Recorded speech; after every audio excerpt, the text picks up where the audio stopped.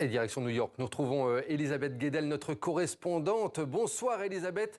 On le voit, hein, donc l'organigramme autour de Donald Trump se dessine de jour en jour. Alors, il y a un autre nom qui fait grincer des dents aux États-Unis, c'est celui de la nouvelle chef du renseignement américain, Tulsi Gabbard. Une arrivée qui divise et qui inquiète.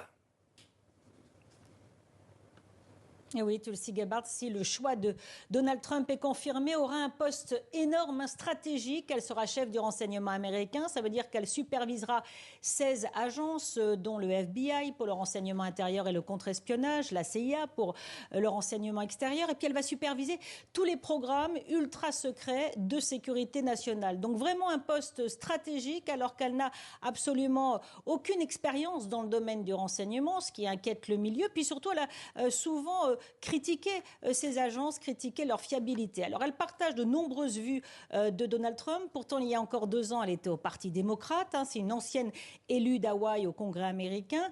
Elle est militaire de réserve. Elle a été déployée il y a plus de 20 ans en Irak et au Koweït. Mais surtout, elle s'est illustrée ces dernières années dans la défense de régimes considérés plutôt comme ennemis des États-Unis. Par exemple, en 2017, elle a défendu Bachar al-Assad, le dirigeant syrien. Elle est même allée le voir à Damas. Elle défend aussi Vladimir Poutine, le président russe, qui lui a valu d'ailleurs le surnom de favorite du Kremlin. Au moment de l'invasion de l'Ukraine en février 2022, elle avait même dit que l'OTAN était en faute de ne pas avoir écouté les inquiétudes qu'elle disait légitimes de la Russie, de voir la possibilité de Kiev d'intégrer l'Alliance Atlantique. Donc normalement, elle doit obtenir le feu vert de la commission du renseignement du Sénat, qui vérifie si la chef du renseignement n'a pas des liens étroits avec un gouvernement étranger, à moins que Donald Trump réussisse à supprimer cette procédure pour Tulsi Gabbard.